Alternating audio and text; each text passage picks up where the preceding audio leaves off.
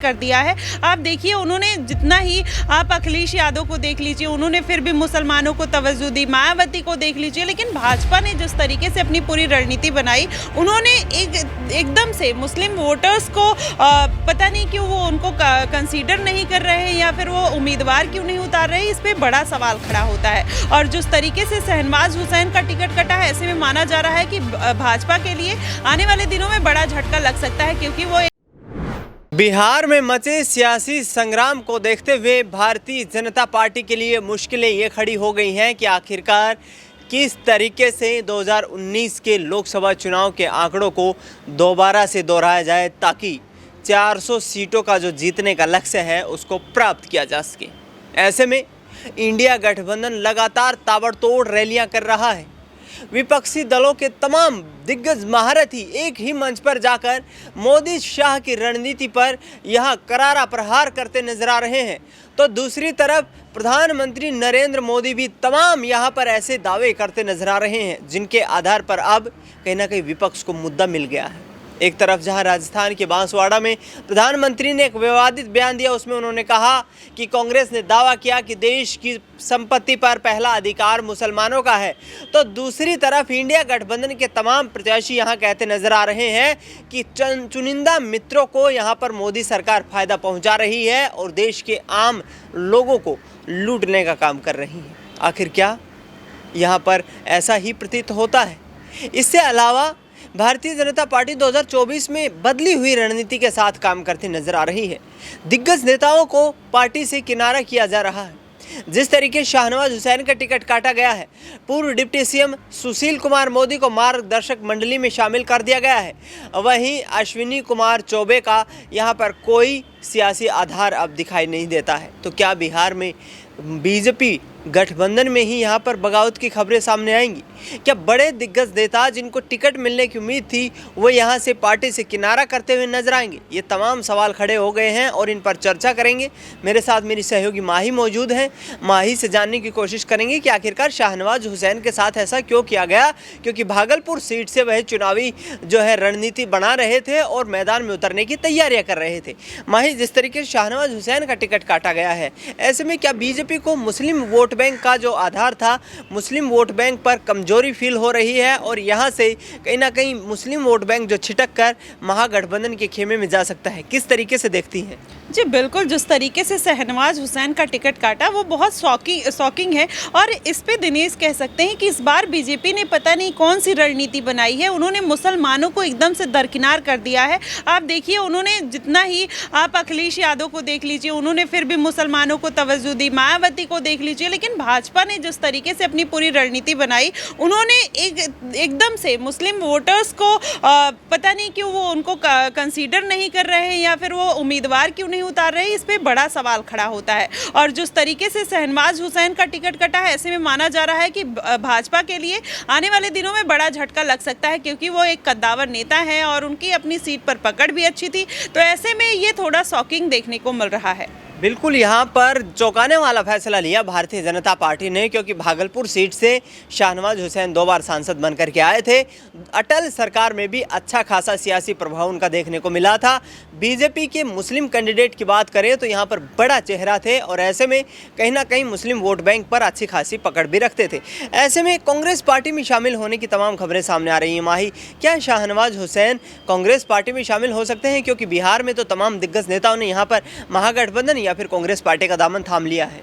जी बिल्कुल, इसमें कोई दो राय नहीं है। और देखिए, अगर कोई किसी की पार्टी में कंफर्ट जोन में नहीं रहता है या फिर वहां पर उसको सीट नहीं मिलती, कोई मंत्री पद नहीं मिलता है, तो लोग दूसरी पार्टी का दामन थामते हुए नजर आते हैं। आप ये देखिए, गौरव वल्लभ जिस तरीके से पानी पी पी कर मोदी को गाली दिया करते थे, उनके बारे में उल्टे सीधे बयान दिया करते थे, आज वही गौरव वल्लभ जाकर भाजपा में शामिल हो गए। तो ऐसे में कोई ये भी नहीं कहा जा सकता कि शहनवाज हुसैन को अगर वहां पर कोई पद दिया जाता है या फिर उनको इनवाइट किया जाता है तो वो उसमें कोई गुरेज नहीं करेंगे। लेकिन ये भी एक बात है कि वो भारतीय जनता पार्टी को हमेशा से सपोर्ट करते हुए नजर आए। वो ना कि आप एक सांसद के रूप में उनको ना देखकर एक प्रवक्ता के तौर पे भी देख सकते हैं, क्योंकि वो बीजेपी के लिए प्रवक्ता का काम करते हैं। वहाँ पर आप देखिए उनका भी पार्टी में एक वर्चस्व है, तो ये इसमें 50-50 के चांसेस है। वो जा भी सकते हैं, नहीं भी जा सकते हैं। अगर वो पार्टी से ज़्यादा दुखी होंगे तो मे भी जा सकते हैं, लेकिन अगर उनको लग रहा होगा कि पार्टी में और पार्टी का भविष्य आने वाले दिनों में, तो फिर वो जाहिर तौर पर नहीं जाएंगे।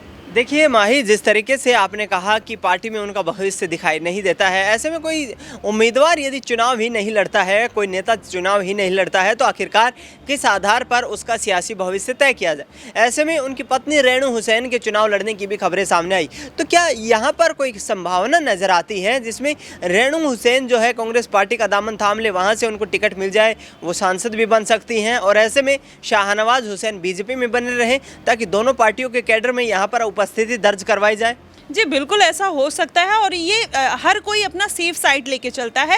और ऐसे में अगर शहनवाज हुसैन ये बात को लेकर चल रहे हैं अपनी पत्नी को कांग्रेस में भेजकर और अपना भाजपा में, और वो एक स्थिर कार्यकर्ता के तौर पर अगर यहाँ पर काम करना चाहते हैं, तो उनके लिए उसमें कोई बुराई नहीं है, क्योंकि भारतीय जनता पार्टी एक बहुत बड़ी पार्टी है और उसका आने वाला जो भविष्य है वो भी कहीं ना कहीं ब्राइट अभी दिखाई दे रहा है। तो ऐसे में अभी भारतीय जनता पार्टी को तो कोई सत्ता से इस बार तो नहीं ही ला सकता है। तो हो सकता है कि शहनवाज हुसैन उस रणनीति के तहत वो अभी भारतीय जनता पार्टी में बने रहे, लेकिन अपनी पत्नी को एक प्लान बी के तहत हो सकता है कांग्रेस में अगर भेजते हैं तो उनके लिए अच्छा रहेगा। प्लान बी के तहत अपनी पत्नी रेणु हुसैन को कांग्रेस पार्टी में यदि शाहनवाज हुसैन शामिल करते हैं तो ये उनके लिए एक बेहतरीन ऑफर हो सकता है, क्योंकि कांग्रेस पार्टी भी इस वक्त बिहार में देखा जाए तो महज एक सांसद उनके पास और 9 लोकसभा सीटों पर चुनाव लड़ रही है।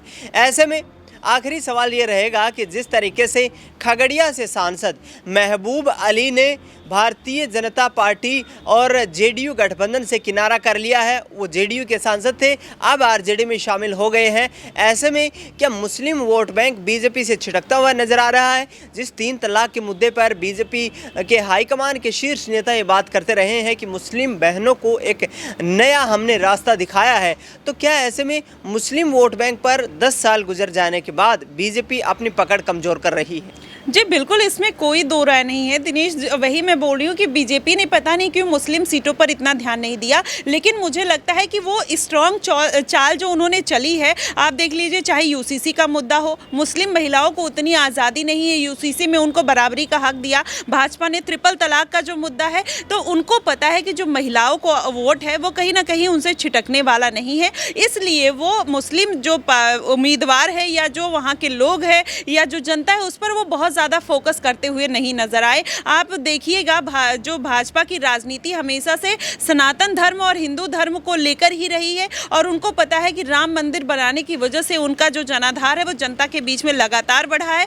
और रही मुस्लिम वोटर्स की बात, तो महिलाओं में भी उनका जनाधार ट्रिपल तलाक और यूसीसी की वजह से बढ़ा है। तो इसलिए भाजपा जो है आश्वस्त नजर आ रही है, जिसकी वजह से वो अभी इसके लिए कोई और प्रयास करते हुए नहीं दिखाई दे रही। बिल्कुल, भाजपा कहीं ना कहीं इस चीज़ से आश्वस्त है कि महिलाओं के लिए जो 3 तलाक का मुद्दा था उसको एक कानूनी अमली जामा पहनाया गया है, उससे मुस्लिम महिलाएं जो हैं वो मोदी सरकार को वोट करेंगी, और इसी को देखते हुए भारतीय जनता पार्टी लोकसभा चुनाव में अपनी रणनीति तैयार कर रही है। माही, अपनी तमाम जानकारी साझा की आपका बहुत बहुत शुक्रिया।